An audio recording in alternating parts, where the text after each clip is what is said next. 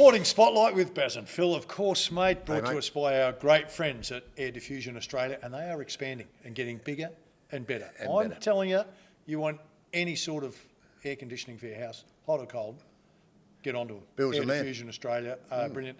And we should Well, especially they did mention mine. to Bill. Bill's Yeah. got a bit of surgery, knee replacement. So that right? hopefully, Yeah. Bill, the surgery goes well. And you thought he'd be back round 5 or 6? Yeah, next year. Next year. For sure. It's been great working with you. Yeah, for sure. Hey, mate, we've got a very, very special guest coming up. And We have. you know I don't like the word legend being tossed around. I reckon we give it away pretty generously. Yeah. I guarantee the viewers the guest that's coming up is an absolute Absolutely, legend. Mate. Yeah, no doubts. In his sport. No doubts. Absolute. No doubts. Yep. Hey, mate, the tennis, what did you make of it? Novak Djokovic and a journalist getting into a little bit of a stoush, mate. Well, you know, he's a polarising figure, Novak. I mean, not a lot of people like him. He hasn't got a big fan base here, but I like him. I've got no issue with Novak. I think he's a funny guy. I think he's a bit misunderstood, to tell you the truth. Sometimes I think, mate, you're a bit of a wally, but the other times you watch him play tennis and Superstar. you go, whoa. Yep. Now, this journo's called him overrated.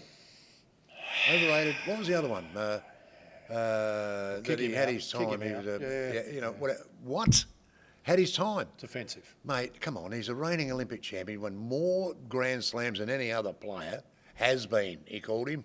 Has been. I wouldn't mind being a has Now, if I was Novak, I'd get a little bit annoyed at that as well because, you know, he's here in Australia again. He could have easily given Australia the big flick after the COVID debacle and whatever. Yep. Could have easily gone, no, mate, Barley's that, I'm not coming down. But he's here. He didn't need that. I thought that was a cheap shot by Tony Jones. Yep. And he shouldn't have done it. Poor form. Well, he said it was a joke. If that funny? was a joke, mate, it was a poor one. It was a very ordinary joke. It wasn't a joke. It wasn't a joke. You know, so, no, look, the tennis has been great. The tennis has been, bad luck about our bloke. Our bloke, we tend to pump up our bloke, Alex de Minaur, quite a I bit. think he's a work in progress still. He's still Is young. he a work in I progress, think mate? he's still young. I mean, Sinner was exceptional. Brilliant. You know, but if you and- watch that game, he's cut above, Well, mate. he's got a few more weapons than Alex. He's a cut above, yeah. I saw Alex here when he played in the Davis Cup. Yeah. And a young kid, still Yeah. developing, and Yeah. so he's had a huge rise. I think Yeah. he's still got a lot of rise to go. I don't, mate. But Sorry. size may be his problem. Yeah, You know, Sinner's yeah. bigger, longer, and all that. But Yeah. I think we need to give him a chance. But your point is, we do put a huge amount of pressure Do we ever? and expectation. Yeah. Even if you look at Kyrgios and Kokkinakis, Yeah. both people, they could have easily said, we're not playing. Yeah. I think people haven't read it very well. Whether you like Kyrgios or you don't, I'm not arguing that point, but they both were injured and both came out to play in the doubles Yeah. because they wanted to be helping tennis in Australia. But you know why people didn't like it, mate? It's because they're always injured. It's because they're always complaining about an injury. Look, Cocky's a good player. Kokkinakis is a good player. But every year with the Australian Open, it's the same deal. It's the same thing. Oh, a bit of a niggle here and a bit of a niggle. And Kyrgios is the same. I got a niggle, I got a ball, and I'm not going very well. Mate, tough. No, it's a tough game. But don't come up every year. Look, if you're going to get... I think don't come into the Australian Open... They're just being honest, Well, don't come into the Australian Open in that shape. But then don't play. Don't play. So which one do you want? Do you Don't want to, play. Do you want to see them where you don't want to Well, see mate, them? you don't want to hear them whinging about their injuries every year. But that's I what think you don't want to hear. most people- And Djokovic is the same, But by most the way. people went to the tennis to watch them play the doubles. Yeah. So I think they were And did you trying see it? Did you watch it? Yeah, they were trying to do the right thing. They were injured. They could have easily gone, we're out. Mate, Kokkinakis was serving Oh, mate, like his shoulder, my wife. I don't know if you've ever had a bad shoulder, mate. I've had surgery on mine. Got one now. You know. So, Yeah. mate, to even turn up to go, I'll have a crack Should at have it. been out there, mate. No, but he's turned up. I'm admiring him for having a crack and saying, I know this is what the people want. Yeah. This is what Tennis Australia want. Yeah. We'll have a crack. If it doesn't work, Yeah. then it doesn't work. The easy option would have been to go, no, injured, can't play. Yeah. But they both had a go. So I Yeah. go Okay. the other way. Yeah. I think they did the right Well, thing. if that was the first time that they've done it, then I'd agree with you. But it just seems to happen every year to me. Most people play with injuries, People have mate. a crack. I mean, I just looked at it, I was disappointed. Yeah. Because I wanted to see them do well in the doubles because they are very good doubles Outstanding team. doubles. Yeah. Very good doubles team. Yep. But when I saw them come on the court, knowing full well that Kyrgios is injured anyway, and then Cocky starts serving like my grandmother. Yeah, well, You know, I for sure. think, hang Just on. trying to No, keep it going. mate. See a good battle through. See you. Yeah. And what did they do? Lasted, what, one set? One Well, not bit. even that. One Got hammered bit. and then Yeah. quit. Oh, it can happen. I so they had a crack. Good on. Hey, let's get to the positive All side, right, mate. Our next guest, absolute legend, Mike Turtur. Yep. Look forward to it.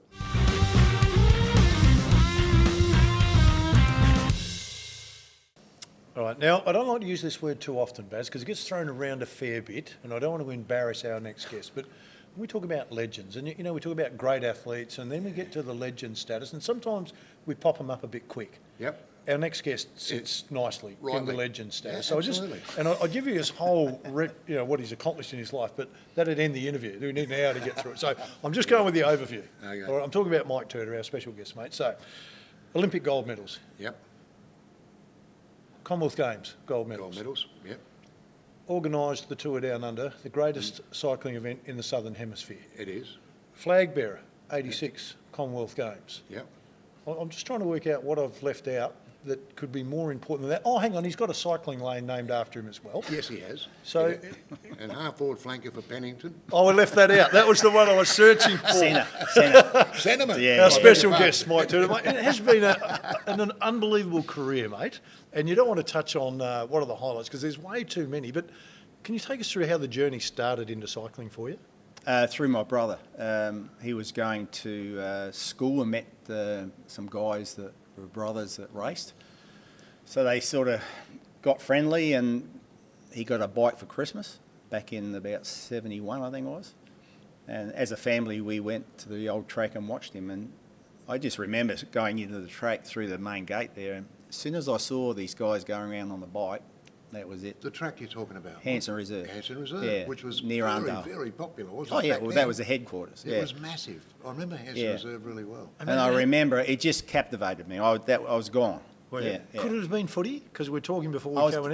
I was playing football, yeah, Yep. and I was into it big time. And then Chris, my brother, started riding, and then I fell in love with it. yeah, I just totally wanted to do it. Yeah, so that was Mate, it. if we jettison forward, I read an article, because we're going to chat with you this week, about Charlie Walsh as your Yes. coach, and how you said Charlie was ahead of his time. Oh, hell yeah, So yeah. you were riding, and then Charlie came along, and everything kind of changed for you. What were the big changes that Charlie Oh, brought it's to just cycling? the preparation. I mean, Charlie met us one day. I didn't know him. Yep. I mean, I knew that he was a former old pro and all that, and he just got together with us on a Sunday ride and said, "Look, you blokes want to get serious, you know." So we had no coaches or nothing really, amazing, just doing isn't our it? own Yeah, thing. yeah. So I said to Chris, "Well, he sounds like he knows what he's talking about, so let's just go along with it and see what happens." So he started organising training sessions and targeting races and doing all that sort of stuff that had never been done before. And 2 years later, we won the Australian Team Pursuit Championship. It's unbelievable, because he came in 80s, really. Was it about 1980 Yeah. when he came in? And Yeah. Australia were ranked about 20 or 30 in the world Oh, then. So yes, yeah. we were down the end a bit.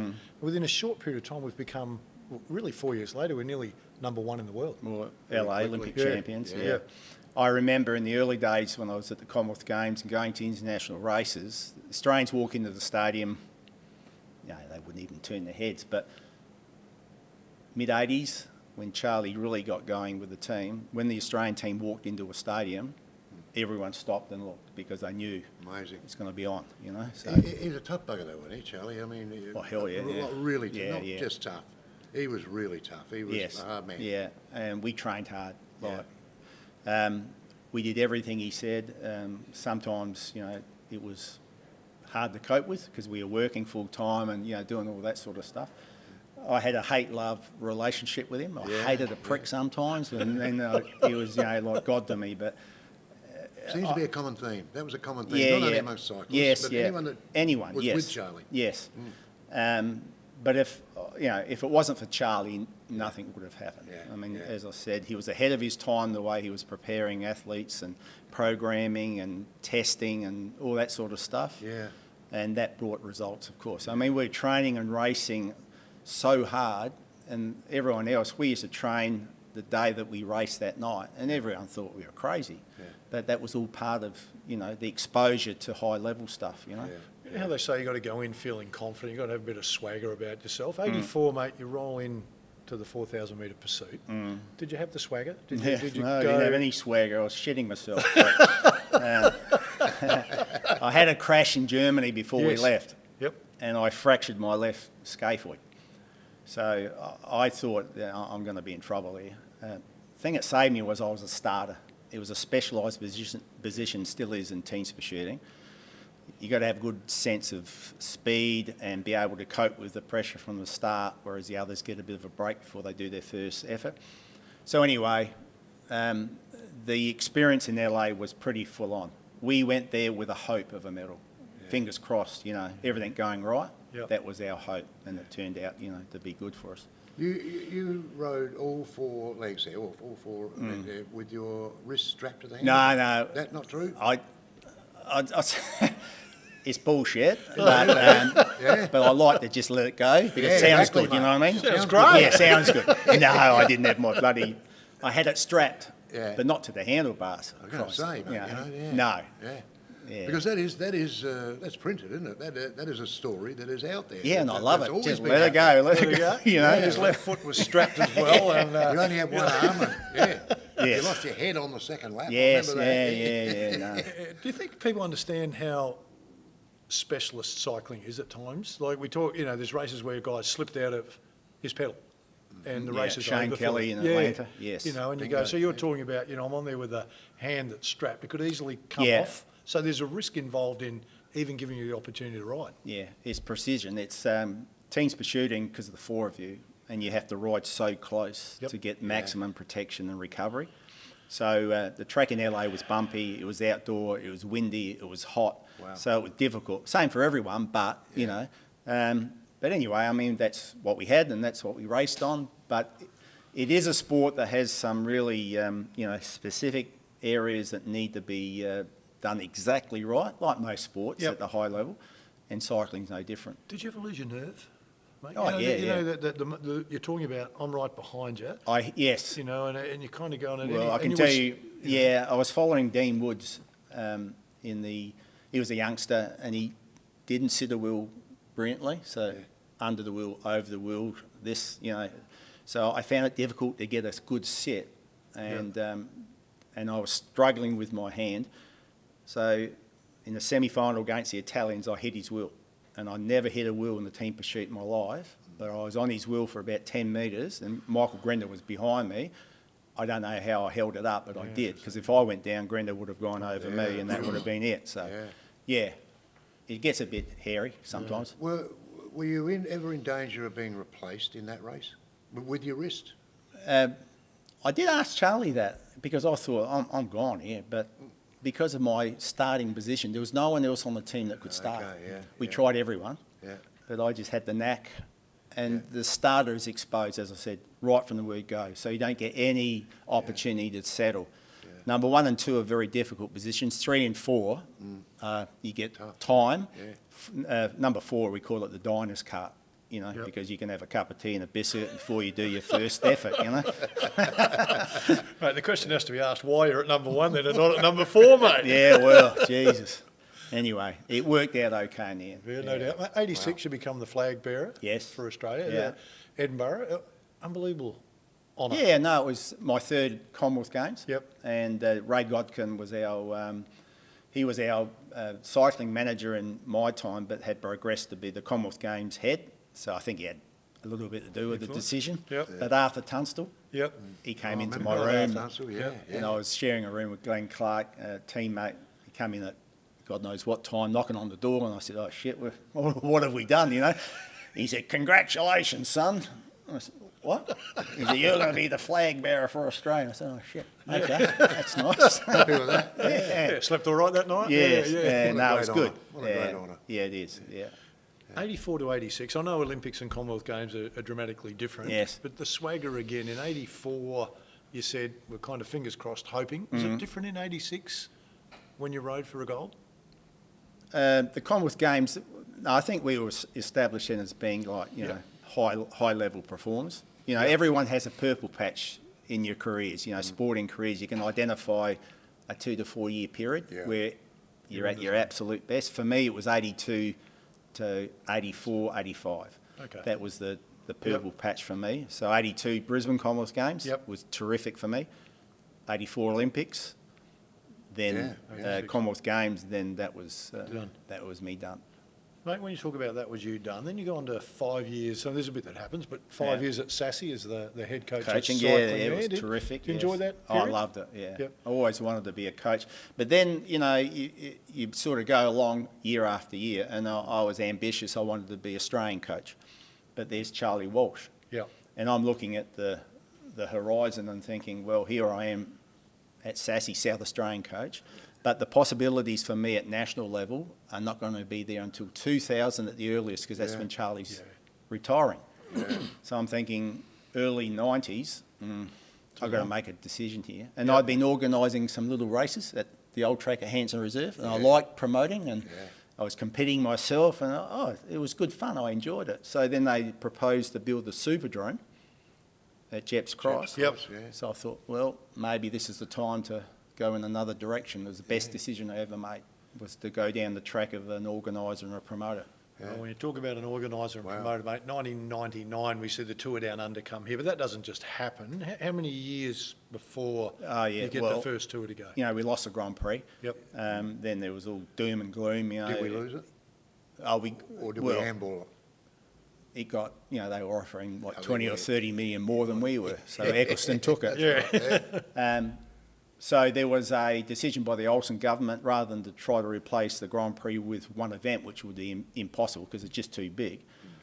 And it was a terrific decision, was to try to do a series of events that would return economic benefit and visitation numbers the same as the Grand Prix did. And it worked brilliantly. Horse trials, tour, the V8s, and then they improved the arts events and built them and made them bigger. So collectively, all of these events returned more than the Grand Prix ever did. So that's how the tour got a decision in terms of a budget in about 98. But it started in 96 when we had some discussions and put some ideas up and all that sort of stuff. So who was the man you had to go to? Who was the number one man? You've got it in your head. Here we go. Look, I'd love to do this event. You've got to get government approval, or you've got to get some sort of approval. Yeah. Who was the man? Well, there was Bill Spur, who was then the chief executive of AME, Australian Major Events. Yeah.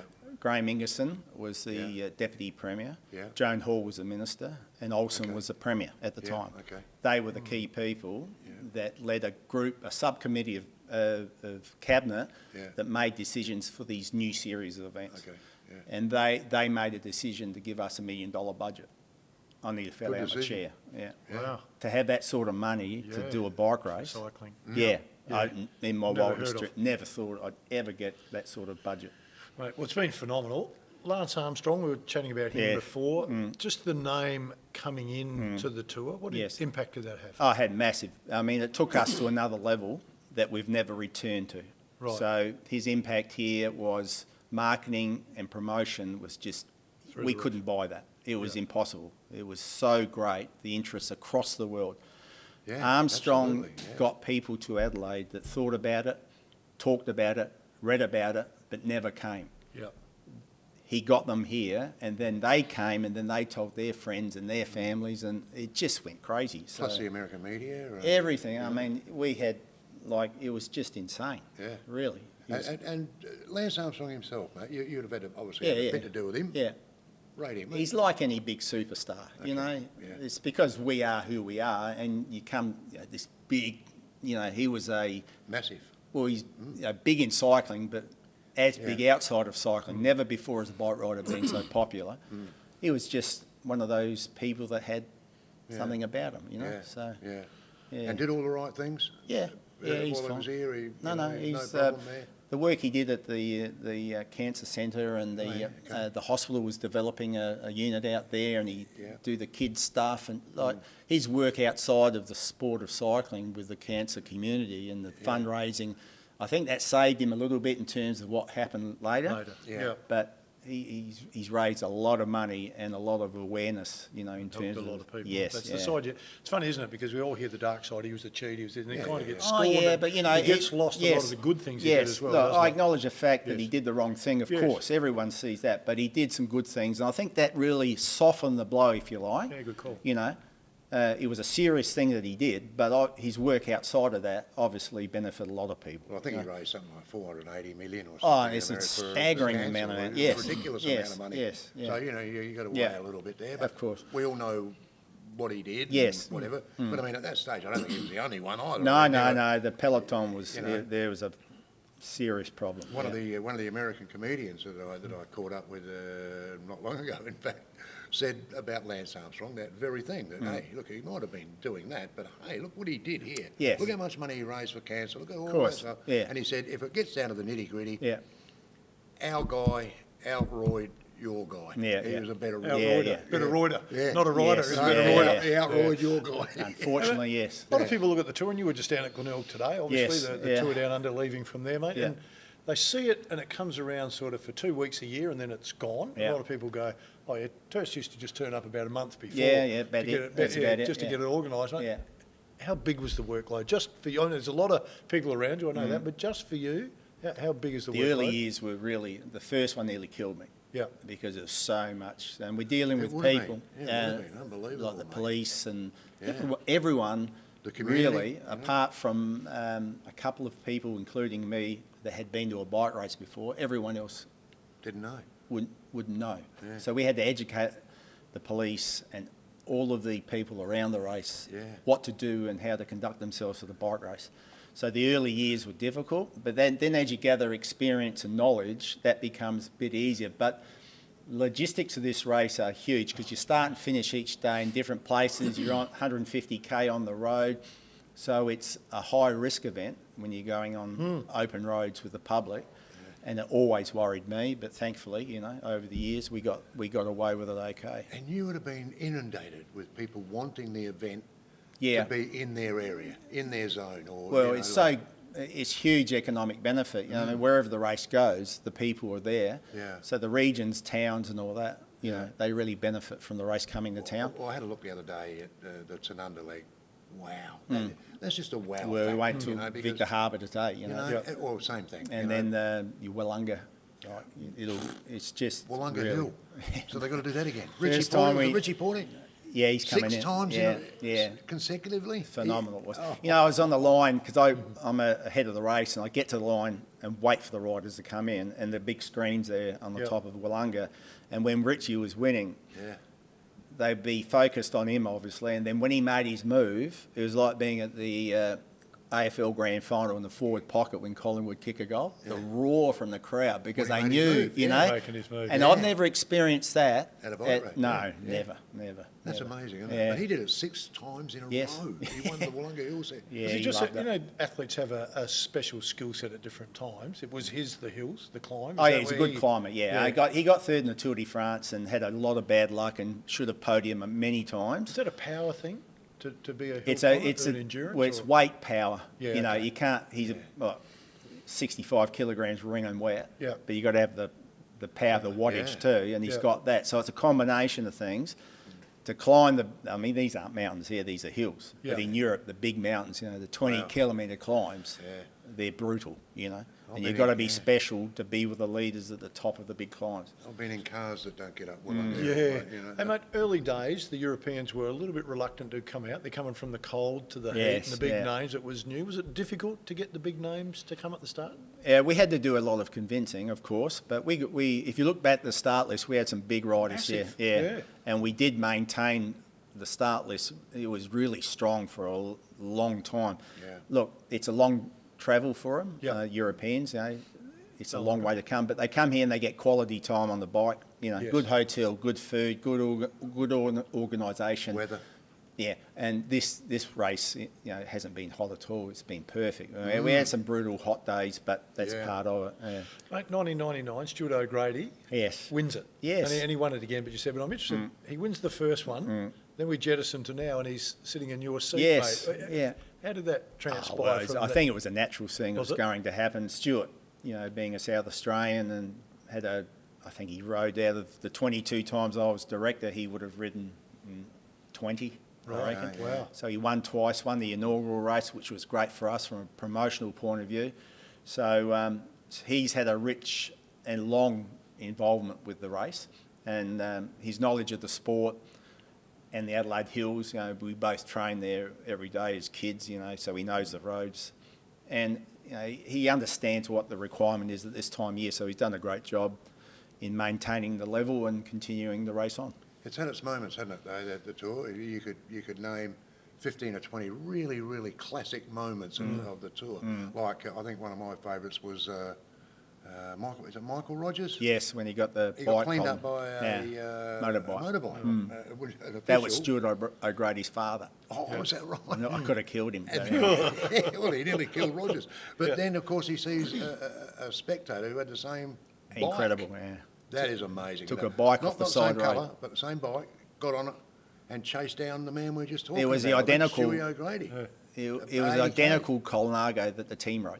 This Wow. guy was standing on the side. The only thing wrong, he didn't have enough pressure in his tyres. That's what Roger said to me after. That's the only thing that was a problem. Really? But he then went 80 Ks and chased down Yes, Stewie well, O'Grady. he It's amazing. saved the race because he Yeah. won it overall. Yes. Amazing. Yeah. Incredible times. But then, of course, you talk about, we started the women. Yeah, we tour as started well. a women's race about 7 or 8 years ago. Yeah. Yeah, so that was part of, we had to establish the race, obviously, and then as we sort of gained momentum and more popularity, Yeah. we introduced women's racing and then the tour, and then it's just grown from there. And that's now part of the tour, Yes, the yeah. world tour, isn't it? Absolutely, The women? yes, yeah. Incredible. So not only did we start the race here, but we've created a lot of firsts.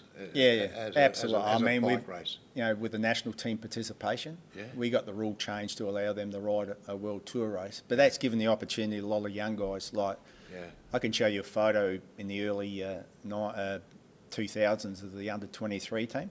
Yep. And it's the who's who of Australian cycling. You know, yeah, they all started here. They all so, had a crack. Yeah. Yeah. Is Wow. it hard to look back at the start of your career? Your brother takes you into cycling, you fall in love with it. You're pretty much riding on dirt tracks. Then the velodrome No, gets not, built. well, I did race on the dirt occasionally. track, but bitumen. Yeah, even the bitumen is yes. rough, mate. There's a Yeah. fair bit on them. Yes. And you go, it's not like they've been cleaned off and it's smooth No, bitumen, no, is it, no, mate? So, absolutely. and then to the velodrome, to world stage, to the biggest race in the Southern Hemisphere. Yeah, I've been blessed, really. You so. know, as a kid, though, sometimes we're out the back and we pretend we're racing against great riders or we're playing footy against the best or shooting hoops or whatever it is. Did you ever think back and go, I used to think about that when I was a kid and now it's happened? Geez, how good am I? Oh, you mentioned that. We had a place at Athol Park and we had a double block, you know. Yep. Down the back, we had the track. And I used to run around there on this little bike thinking that I was racing because Yeah. my brother was in Tasmania riding the national championships. There you go. It's unbelievable You know, stuff, yeah. isn't it? It's funny how it starts. Of course. Mate, then it finishes. It comes to a stop. You make the call, 22 years as director Yes. of Tour Down Under. Yes. And you walk away. Is there a relief, a sadness? What's the No, emotions no. that you go through? It's a funny thing. It wasn't something I decided, you know, No, straight yesterday. this was a years of Yep. process and all that. So I knew that was going to be it. And did you know Stewie was going to be... I was part of the Selection interviewing process, and all that, so Stuart had been Yeah. decided that was going to be the way we're going to go. No, I finished the race in 2020 and that was me done. Yeah. And then to Wallaroo, mate? Was it straight to Wallaroo? Basically, yeah. So spent a lot of time on York Peninsula and it's been good, yeah. Yeah, Wow. it's been an unbelievable journey, mate. We've got the fast questions for you, mate, so you don't get time to think about these ones. So the quick answers. Yes. Mate, favourite athlete? Eddie Merckx, Because? greatest cyclist of all time and my hero. Yep. Favourite AFL footballer or VFL or SANFL? Oh, Jesus. Because you've been across the journey. Yeah, Jesus, he was a good player. Yes. Yeah. Wanganeen, I think. Wangers. Yeah, I think. Favourite movie? One Flew Over the Cuckoo's Nest, because it reminds me of dealing with some of these Cyclist. arseholes on the race. Is there a worse journalist? call. Is there a worse journalist? Yep. Yeah. I won't name the person. You won't name it, No, there is a couple. There's a couple of arseholes. Yeah. Best couple of moments for you, mate. Best couple of moments over your whole journey. Oh, geez, there's been so many. From an athlete's point of view, Or obviously anything LA. like that. Yeah, oh. But Brisbane for me, Commonwealth Games was really a special moment for me. I won the individual pursuit. Yep. Yeah, So, you know. that was a biggie. Yeah. No, he wasn't happy with just one golden event, mate. He No. wanted two. So Yeah. it's a couple. No, but that Picked was up a couple. Brisbane was good to me, and then obviously LA is an athlete too. But then here in the race, the rainbow jersey, the world champion. Now, that's the thing about cycling is the historical aspect. Yes. It's got great history, but it's got nice touches. Yep. If you become world champion or national champion, you wear the jersey for the year, right? Yep. Yeah. Australian or Italian. But if you become world champion, you wear what we call the rainbow jersey. Yeah. Yep. The white jersey with the rainbow Yeah. colours. yeah, Yep. it's iconic. Looks I love brilliant. it. Looks Yeah. brilliant. Yeah. Yeah. It looks terrific. Yeah, it does. We've had it in my time in 22 years. We had the rainbow jersey 5 times, the world champion here, which is a huge honour for the organisation. Absolutely. Yeah. Yeah. So that's number one. But to have the world champion win Yeah. is icing on the cake. And Peter Sagan, who was 3 times world champion, came here and won in Uradler. Yeah. With hands in the air like this. Saw him. Oh, mate. Yeah. That made my day. Yeah. That was a really special time. Yeah. Yeah. So- Mate, coming back, when you haven't got the attachment like you've had when you're organising it, today at Glenelg, you're Yes, at Glenelg yeah. today, what's the feeling? It's a running funny. through you? Yeah, people have asked me. It's just Strange? Yeah, it is strange, but I'm not emotional. Yes. I don't get sort of overwhelmed. I just enjoy it. Yeah. And I caught up with a lot of the team directors and people I work with there's only a handful left, but some of the key people say hello, get a photo and send it to some of my friends in Europe and stuff to say hello. But yeah, look, as I said, I made the decision, I dealt with it. I'm proud of what I see and what we've done, because it's not You just should be, me. mate. You should Yeah. be. A lot of people involved over all those years, Sadly, some of them aren't with us anymore, but it's just a team effort, like anything. Did I see you this morning standing by the Mike Turtur path with a Mike Turtur badge on? So this is my The cycle path. Yeah. They better fix the bloody thing up because Greipel went down there. Andre Greipel's here, the German rider. He said it was a bit rough. I said, I have to get on the council to fix up the potholes. Mate, I don't do complaints anymore. Hey, Mike Turtur was our special guest. And again, mate, appreciate your time. We No, could talk to you anytime. forever, mate. But Yeah. Good, mate. seriously, mate, I think you're one of the great legends of Exactly cycling. right, exactly and right. certainly in South Australia and Australia, Good on you. mate. So appreciate your time, mate. My Good pleasure. idea. Thank you. Good to see you, mate.